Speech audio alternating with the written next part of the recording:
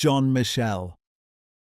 It's 1783, and a quiet English clergyman is sitting in a rectory in Yorkshire, doing math that won't be taken seriously for nearly 2 centuries. Michell publishes a paper in the Philosophical Transactions of the Royal Society proposing that a star massive enough could trap its own light.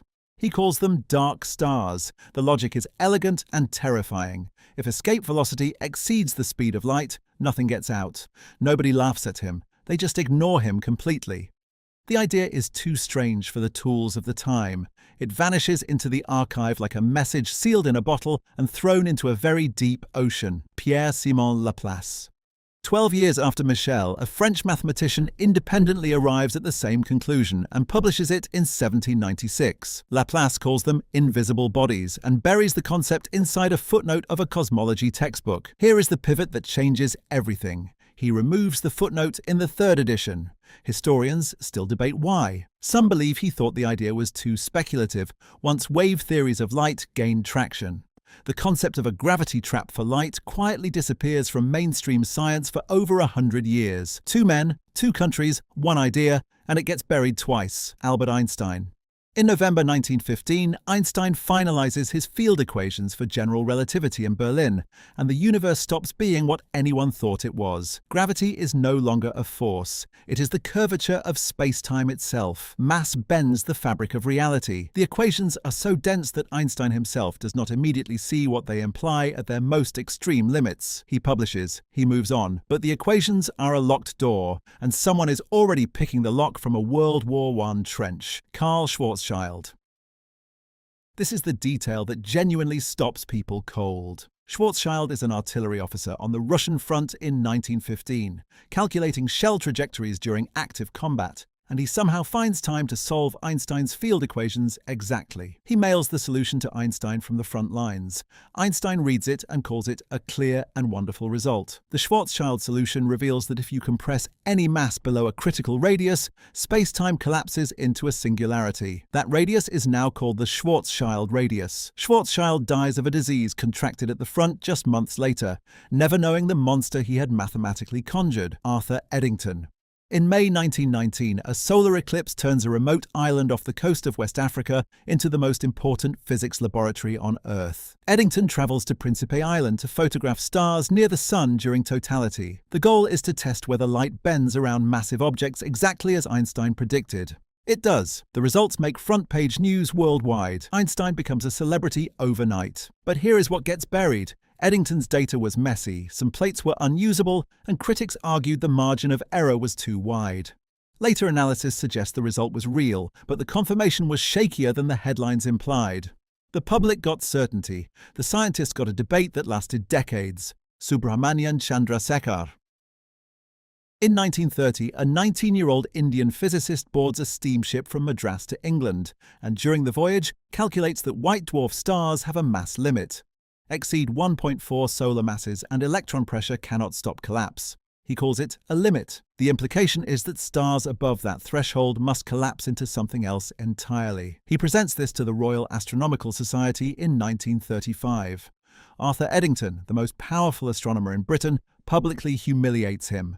Eddington calls the result absurd and almost a reductio ad absurdum. The room sides with Eddington. Chandrasekhar, stunned, abandons the topic and moves to other work. He eventually wins the Nobel Prize in 1983. Nearly 50 years after the calculation, Eddington tried to kill Robert Oppenheimer. By 1939, the theoretical machinery is all in place, but nobody wants to say the word out loud. Oppenheimer and his student Hartland Snyder publish a paper showing that a sufficiently massive collapsing star will keep collapsing forever, sealed off from the outside universe by what we now call the event horizon. The paper is published on September 1st, 1939, the exact day Germany invades Poland. It is immediately buried under the weight of world history. Oppenheimer himself moves on to the Manhattan Project and never returns to the topic. The idea of a completely collapsed star sits in the literature, unread for years. John Wheeler.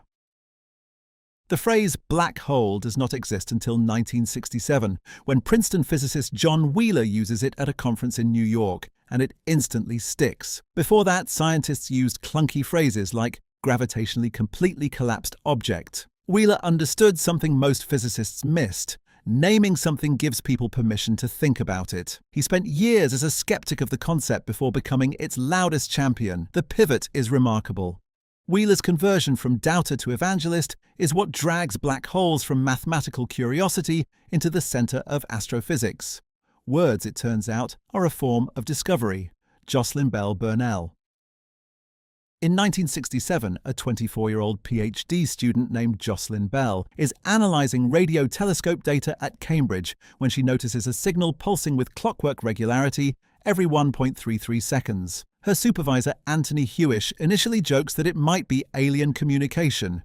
They briefly label it LGM-1 for little green men. The signal turns out to be a pulsar, a rapidly spinning neutron star, which is the collapsed remnant of a massive star that didn't quite cross into black hole territory. The discovery proves that extreme stellar collapse is real and observable, not just theoretical. When the Nobel Prize is awarded in 1974 for the discovery, Bell is not included. Hewish is. The controversy about that omission has never fully closed. Cygnus X-1. In 1971, astronomers detect a powerful X-ray source in the constellation Cygnus and name it Cygnus X-1. It is orbiting a visible blue supergiant star. The math of the orbit reveals a dark companion with a mass far too large to be a neutron star. This is the first serious candidate for an actual black hole in the observable universe. Stephen Hawking bets Kip Thorne in 1974 that Cygnus X-1 is not a black hole, as an insurance policy against his own life's work. By 1990, the evidence is overwhelming and Hawking concedes the bet. He pays with a subscription to a magazine Thorne did not particularly want. The universe had been confirmed to contain something that should not exist. Stephen Hawking.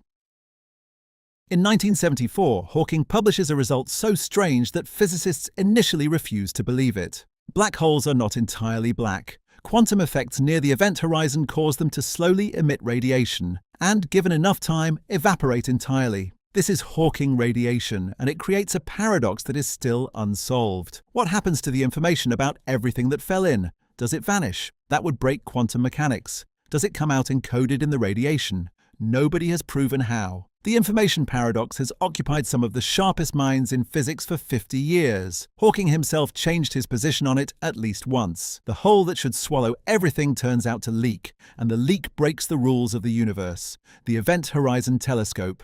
On April 10, 2019, a press conference in Washington, D.C. goes live simultaneously around the world. Scientists unveil the first direct image of a black hole's shadow, the supermassive object at the center of galaxy M87 55 million light-years away. The image is blurry, orange, and looks like a glowing donut. It is also one of the most precisely engineered observations in human history. 8 radio telescopes across 4 continents were synchronized to act as a single Earth-sized dish. The data filled half a ton of hard drives. It took 2 years to process. The image confirms the shape of the shadow predicted by general relativity to within measurement error. Every equation from Schwarzschild's trench letter to Hawking's quantum correction pointed at this blurred ring of fire, and the ring was exactly where the math said it would be. What makes this history extraordinary is not any single discovery. It is the chain of near misses, ignored papers, silenced voices, and stubborn equations that refuse to stay buried. A clergyman's footnote became a battlefield calculation, became a humiliated student's theorem, became a name spoken at a conference, became a photograph of a shadow. The universe hid black holes in plain mathematical sight for 200 years. Every time we looked away, the math pulled us back.